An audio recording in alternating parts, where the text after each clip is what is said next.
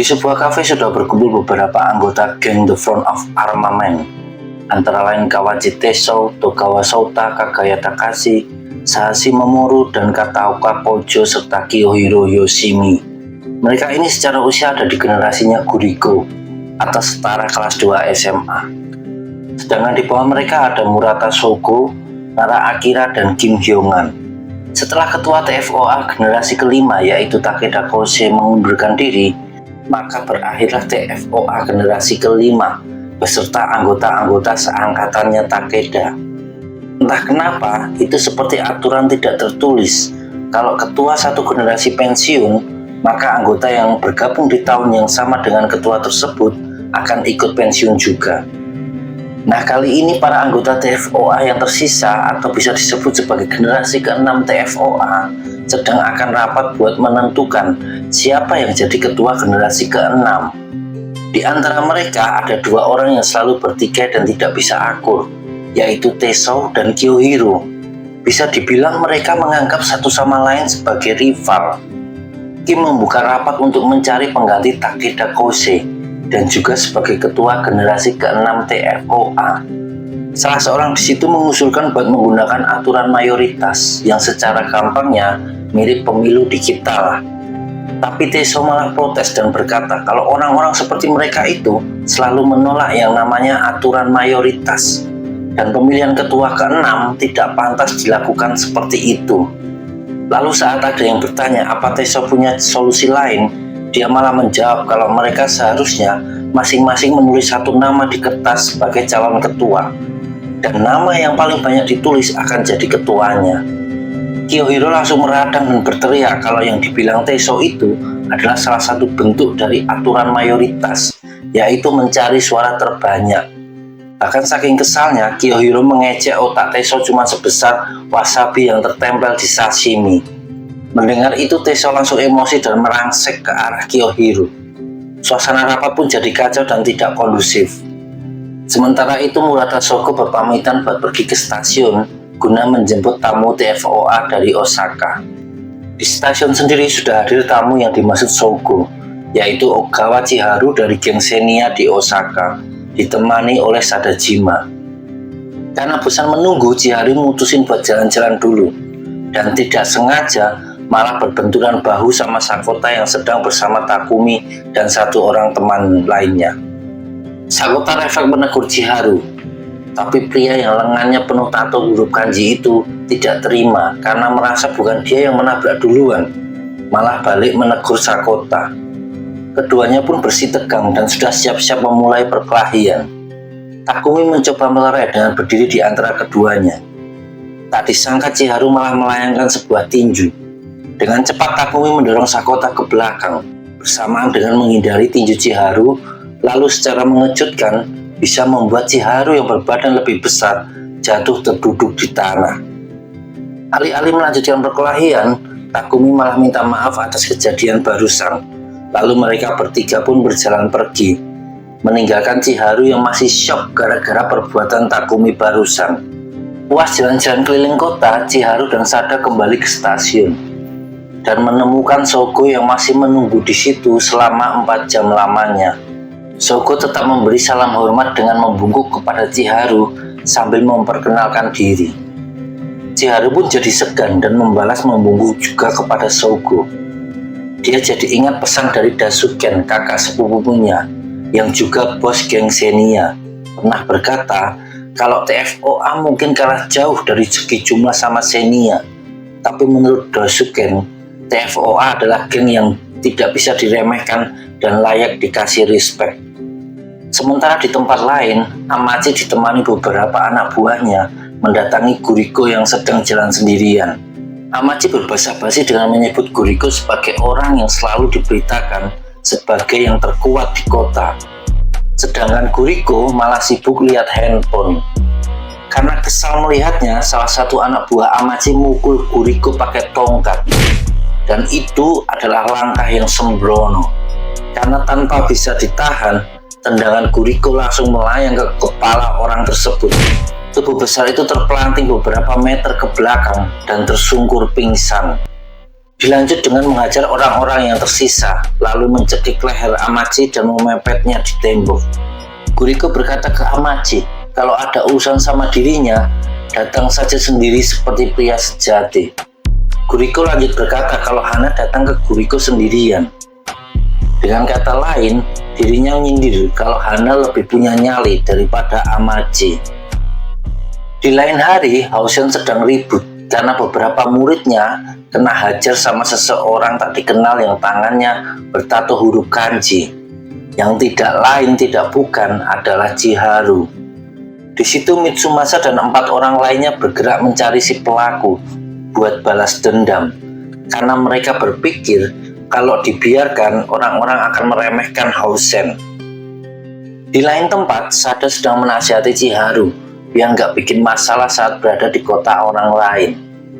Apalagi Shogo pernah berkata kalau apapun yang terjadi sama Chiharu di kota ini adalah tanggung jawab TFOA. Baru saja Sada selesai ngomong, Chiharu melihat Sakota yang sedang bersama Hana dan Renji. Dia langsung berlari dan berniat cari gara-gara sama Sakota.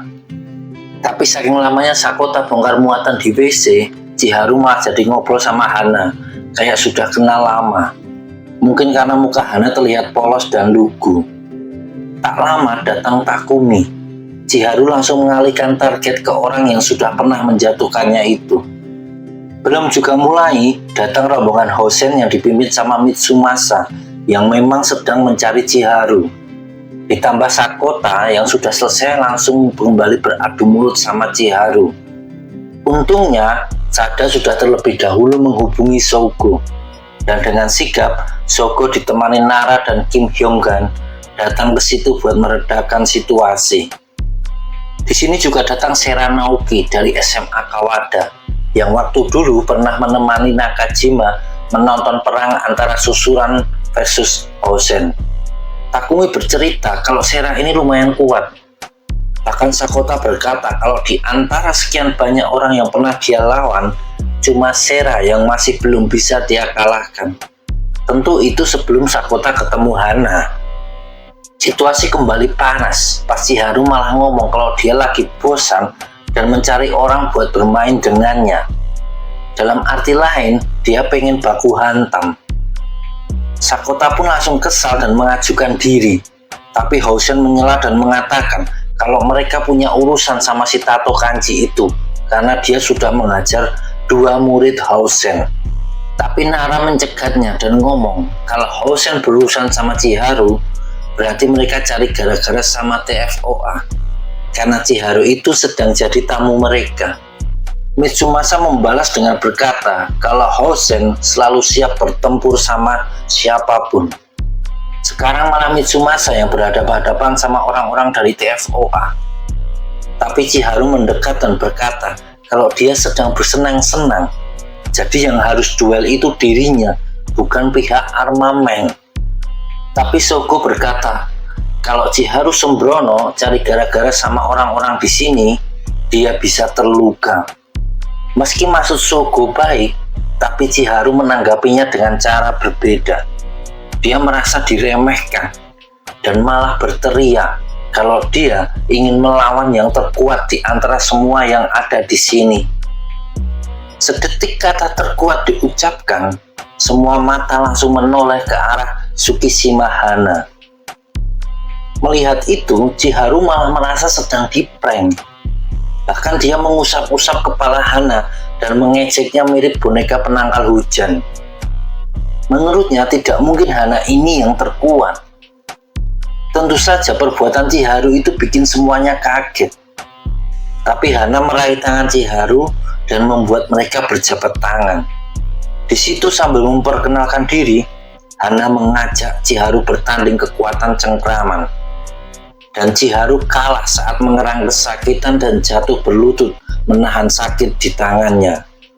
Chiharu langsung terdiam dan terbelalak melihat kekuatannya kalah lawan orang yang terlihat lugu dan culun.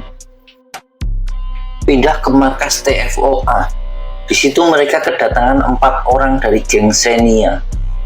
Dari obrolan itu diketahui kalau 4 orang tersebut berasal dari cabang ketiga geng Xenia. sedangkan Chiharu adalah anggota baru dari cabang pertama.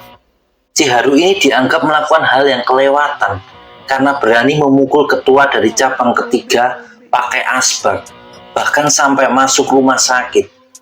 Nah, di sini perwakilan dari cabang ketiga tersebut meminta TFOA menyerahkan Chiharu secara baik-baik kepada mereka. Kiyohiro yang kebetulan mewakili TFOA langsung menolak permintaan tersebut. Dia bilang kalau mereka sudah berjanji menjaga Chiharu. Jadi apapun resikonya, mereka tidak akan melepaskan Chiharu kecuali keadaan sudah aman. Di situ orang dari Xenia langsung pamit pulang sambil berkata kalau dia akan kembali dan mengambil paksa Chiharu dari tangan TFOA. Kiyohiro mempersilahkan mereka pergi, tapi juga sambil menyinggung perkataan tamunya tadi yang sempat menyebut nama Takeda, ketua TFOA generasi 5. Kiyohiro berkata kalau sampai orang Xenia itu menyebut lagi nama Takeda Kose dengan nada merendahkan, berarti mencari gara-gara sama TFOA. Malamnya Shogo mengamankan Chiharu di sebuah kafe, menghindari kalau ternyata banyak orang Xenia yang sudah berkeliaran mencari Chiharu. Di situ Shogo bertanya ke Chiharu tentang permasalahan yang sebenarnya, sampai-sampai Chiharu mukul orang yang bisa dibilang seniornya di geng itu. Meski apapun alasan yang diberikan, TFOA tetap akan memegang janji untuk melindungi Chiharu. Nah, di situ Chiharu cerita kalau alasan dia mengajar ketua cabang ketiga itu karena saat ingin mengkonfirmasi tentang isu kalau Suruoka, si ketua cabang 3, sedang berjualan narkoba. Padahal ada aturan di geng Xenia kalau anggota mereka sangat dilarang berurusan sama benda terkutuk tersebut. Tapi Suruoka malah tertawa seperti tidak bersalah dan mengatakan kalau jualan narkoba itu sangat menguntungkan dan mengajak Chiharu buat ikut bergabung. Padahal Chiharu sendiri sangat benci narkoba karena kakak perempuannya meninggal kecelakaan gara-gara ditabrak seorang jangkis yang lagi sakau. Dan tidak berhenti di situ, si jangkis ini juga menabrak 4 orang lainnya. Gara-gara itulah Chiharu gelap mata dan meraih asbak di meja, lalu menghajar kepala Suruoka berkali-kali. Untungnya orang tersebut sempat melarikan diri. Kalau tidak, mungkin kepalanya benar-benar hancur dan sekarang Chiharu sudah jadi seorang pembunuh. Besoknya perwakilan cabang ketiga Xenia itu datang lagi, kini dengan orang yang lebih banyak. Di pihak TFOA pun sudah bersiap dengan semua anggota untuk menyambut lawan mereka itu. Hampir saja pertempuran dimulai saat ada suara yang menghentikan mereka. Seorang pria bernama Kikutani memanggil Yoshiharu, yaitu perwakilan dari cabang ketiga geng Xenia yang memimpin orang-orang buat merebut Chiharu itu. Kikutani adalah ketua cabang pertama Xenia atau ketua dari Chiharu yang kedudukannya sejajar sama Suruoka, bos cabang ketiga. Bukan cuma Kikutani, di situ juga hadir Hiwatari Kei, wakil ketua geng Xenia. Artinya, dia adalah orang nomor 2 di geng mereka. Yoshiharu pun langsung membungkuk memberi hormat kepada Hiwatari dan bertanya kenapa dia sampai ke sini. Hiwatari menjawab kalau tadi Suruoka sudah mengajukan pengunduran diri dari geng dengan alasan sudah berbuat sesuatu yang mencoreng nama baik geng Xenia. Sepertinya dia mengakui kesalahan dan sekaligus berarti membersihkan nama Chiharu.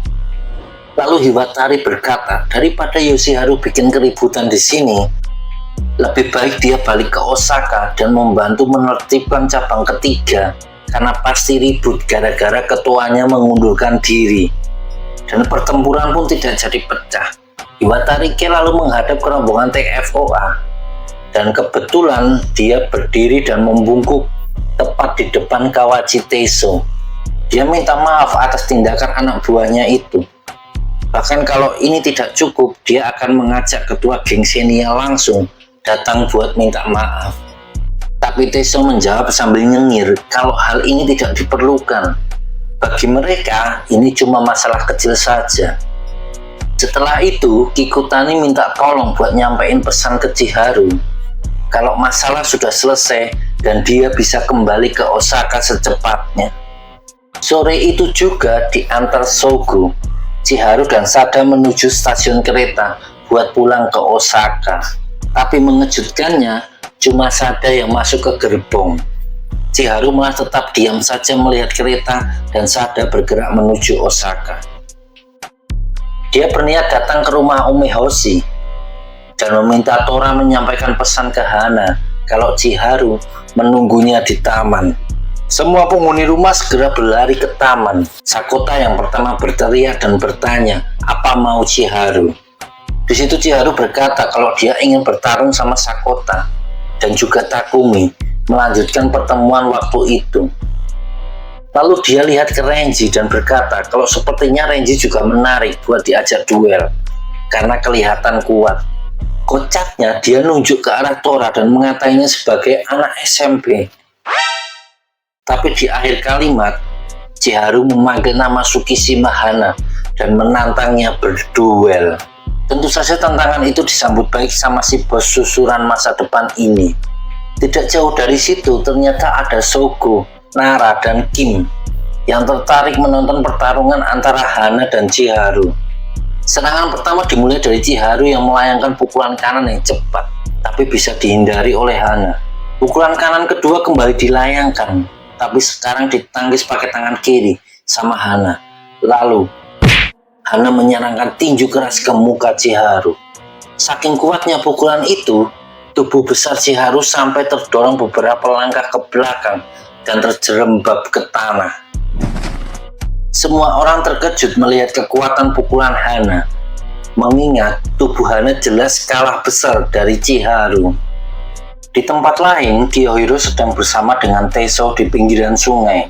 Dia menyatakan kalau Teso adalah ketua TFOA generasi ke-6. Alasannya, karena saat Hiwatari Ge, wakil ketua geng Senia, berkunjung, dari banyaknya orang di situ, dia memilih berbicara menghadap ke Teso. Hal itu dianggap Kiyohiro kalau orang lain bisa melihat aura dari Teso ini. Karena itu Kiyohiro mau menerima Teso sebagai ketua, tapi dia ingin berduel dulu melawan Teso. Kiyohiro tidak ingin punya ketua yang lebih lemah darinya. Makanya kalau dalam duel ini Kiyohiro menang, dia akan keluar dari TFOA. Setelah mendengar Kiyohiro berbicara, Teso malah tertawa kencang. Lalu dia meminta Kiyohiro memegangkan rokok yang baru saja Teso hisap. Dan Teso memukul muka Kiyohiro. Teso menilaki Kiyohiro bodoh karena membiarkan sikap orang luar yaitu Hiwatari jadi patokan memilih ketua TFOA. Dia juga mengkritik keputusan Kiyohiro untuk keluar dari TFOA seandainya menang dari dirinya. Teso berkata dengan lantang, harusnya Kiyohiro sadar kalau mereka berdua memang ditakdirkan berduel, tapi bukan buat meninggalkan TFOA, tapi menentukan ketua. Jadi menurut Teso, yang menang harus jadi ketua, dan yang kalah harus patuh dan nurut jadi anak buah. Kalimat Teso itu telah menyadarkan pikiran picik Kiyohiro, dan duel keduanya pun dimulai. Di taman, Chiharu berusaha keras tetap berdiri, meski dengan muka babak belur dan nafas yang tersengal-sengal. Sedangkan Hana, meski ada beberapa lebam di muka, tapi masih kelihatan sangat segar.